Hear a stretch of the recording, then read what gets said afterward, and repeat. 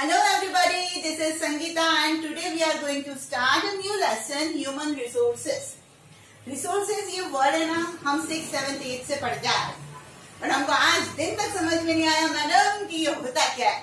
तो चलिए थोड़ा सा समझ लेते हैं, फिर उसकी डेफिनेशन पे चलते हैं। लाखों सालों से अर्थ है, ठीक है, इस अर्थ पे बहुत सारी चीजें लाखों सालों से हैं, ठीक है, बट इंसान ने क्या किया, जब उन चीजों का इस्तेमाल करना चालू किया और उसको लगने लग गया कि मैं मेरी नीड्स को फुलफिल कर रहा हूँ, तब वो रिसोर्स का काम बनने लग गया, वो रिसोर्स बन गया।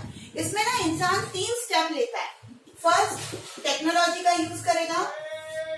सेकेंडली, वो इंस्टीट्यूशंस बनाएगा उससे रिलेटेड। एंड थर्डली, वो क्या करेगा, वो फिजिबल है या नहीं उसको सोचेगा। जैसे मान लीजिए कि हमें पता ही है कि सोने की खदानें होती हैं, ठीक है, सोना अंदर दबा हुआ होता है, मिक्स होता है, तो तब जब तक वो ऑलरेडी अंदर ही था, उसको किसी ने नहीं निकाला, तो वो रिसोर्स नहीं था, है ना, वो सिर्फ एक मैं बोल सकती हूँ कि एलिमेंट था जो पड़ा हुआ है, ठीक है, एक कंपोनेंट है जो पड़ा हुआ है। फिर जब इंसान ने उसको भाई कुदाल लेके निकाला होगा या खुदाई की होगी, तो ऐसे में जब उसने अपनी टेक्नोलॉजी का इस्तेमाल किया, तो फर्स्ट स्टेप रिसोर्स की तरफ वो बढ़ता है कि जब वो टेक्नोलॉजी का इस्तेमाल करके उसको निकालता है। फिर जब उसको वो चमकीली चीज दिखी होगी, तो उसने क्या सोचा होगा कि यार ये बहुत हार्ड है, ये क्या यूज में आता होगा, तो उसने क्या किया, इंस्टीट्यूशंस का इस्तेमाल किया होगा। मतलब ये नहीं कि इंस्टीट्यूशन बनाया होगा, उसने उसको गर्म किया होगा, प्यूरिफाई किया होगा, कुछ प्रोसेसेस उसके ऊपर करे होंगे, यानी कि मैं बोल सकती हूँ कि कुछ ना कुछ उसके ऊपर उसने एक्सपेरिमेंट करे होंगे।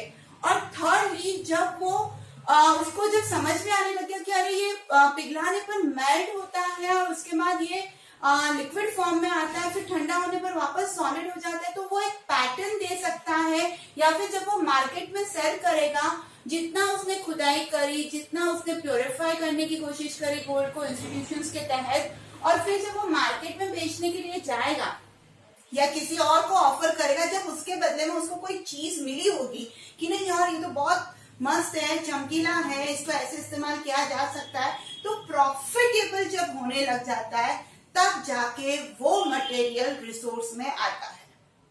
ये तीनों प्रोसेस अगर आपको कभी किसी समझ में नहीं आए ना कि अरे ये रिसोर्स है या नहीं है, तो आपको ये 3 स्टेप दिमाग में रखने पड़ेंगे। Whether technology was used, whether some institutions are there and whether it is visible or not. I think clear हो गया। तो यहाँ पर एक सिंपल सी डेफिनेशन आपके हैं, बट समझना हो, कैटेगराइज करना हो, तो आपको ये 3 स्टेप लेने पड़ेंगे जो कि आपकी बुक में नहीं है। चलिए, all the things in the ecosystem which are used to fulfill our needs are known as resource. सारी ऐसी चीजें जो इकोसिस्टम में फैली हुई है, जो हमारी नीड्स को, हमारी जरूरतों को फुलफिल करती है, वो रिसोर्स की कैटेगरी में आते हैं। अब आपके लेसन में ये दे रखा है कि ह्यूमन खुद एक रिसोर्स है। कैसे, चलिए देखते हैं। Human being is the only creator of the resources. इतने सारे लिविंग बीइंग्स हैं यहाँ पर, बट सिर्फ ह्यूमन जो है उसको क्रिएटर ऑफ द रिसोर्सेस बोला गया है, क्योंकि इस धरती पर मैक्सिमम चीजों का इस्तेमाल किसने किया है, ह्यूमन बीइंग ने। Physical and mental power of human being develops through education, technology, skills, है ना। इंसान ने क्या किया, अपनी स्किल्स को, मैं बोल सकती हूँ कि पावर को, सॉरी स्किल्स नहीं, अपनी पावर को डेवलप किया through the education, through the technology, training लेकर स्किल्स को बढ़ाने की उसने क्या करी, कोशिश करी, जिसकी वजह से क्या हुआ, by which he utilises the resources available in nature and build a social and cultural environment. अब क्या हुआ भाई, उसने एजुकेशन के माध्यम से, टेक्नोलॉजी के माध्यम से, ट्रेनिंग और स्किल्स के माध्यम से क्या किया, अपनी पावर को बढ़ाया, चीजों को सोचने का तरीका बदला, और कैसे मैक्सिमम यूज एनवायरमेंट ने जो उसको दिया है उसका किस तरीके से मैक्सिमम यूज वो कर सकता है, किस तरीके से अपनी जरूरतों को पूरी कर सकता है, ये उसने क्या किया, चालू किया, यूटिलाइज करना चालू किया। और इसीलिए बोला जाता है कि उसने एक social and cultural environment build किया। Human being not only build and utilize the resource, but they themselves are resources having various merits. अब क्या हुआ, ये बोला गया कि ह्यूमन ने सिर्फ वो क्रिएटर नहीं है, सिर्फ क्रिएटर नहीं है, वो सिर्फ यूटिलाइज करने वाला भी नहीं है, बल्कि उसने क्या किया है, खुद को भी एक रिसोर्स के माध्यम से साबित किया है। मतलब वो खुद एक क्या है, रिसोर्स है। कैसे? कोल was merely a piece of rock unless it was used by human. कोल, कोयला है ना, कोयला तब तक एक मटेरियल ही होता, एक रॉक का पीस ही होता जब तक कि उसको इंसान ने यूज नहीं किया होता, वो पड़ा ही होता।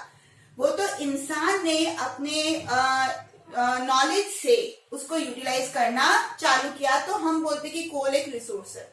अदरवाइज वो आज भी as a rock on the earth या फिर अंडरग्राउंड में पड़ा हुआ होता। But only after the invention of techniques by human and its use, coal has emerge in the form of resource. But क्या हुआ, कुछ टेक्निक्स का इस्तेमाल करके इंसान ने उसको निकाला, माइनिंग प्रोसेस से निकाला, इंस्टीट्यूशंस में डाला कि ये कहाँ काम लिया जा सकता है, और फिर कोल को आज हम इन the form of resource, energy resource के माध्यम में देखते हैं।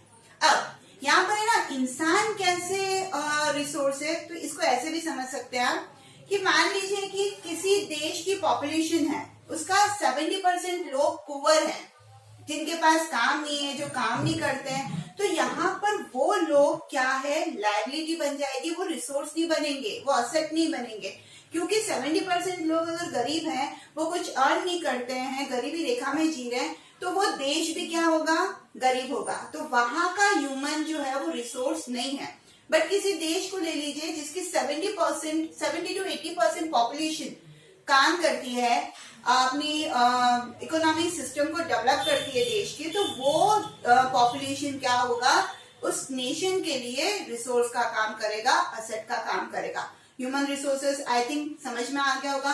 अब इसके ऊपर बनता है एक क्वेश्चन। क्वेश्चन क्या है, define resource and human being is the creator of all the resources, how. आपको रिसोर्स की डेफिनेशन लिखनी है, और सेकंड पूछा है कि human being is the creator of all the resources, कैसे, ह्यूमन बीइंग कैसे, तो इसमें आपको कोल का एग्जाम्पल देना बहुत कंपलसरी है। आई होप वीडियो क्लियर हो गया होगा। Hit the like button and पढ़ते रहिए social studies with Sangeeta. Thank you so much.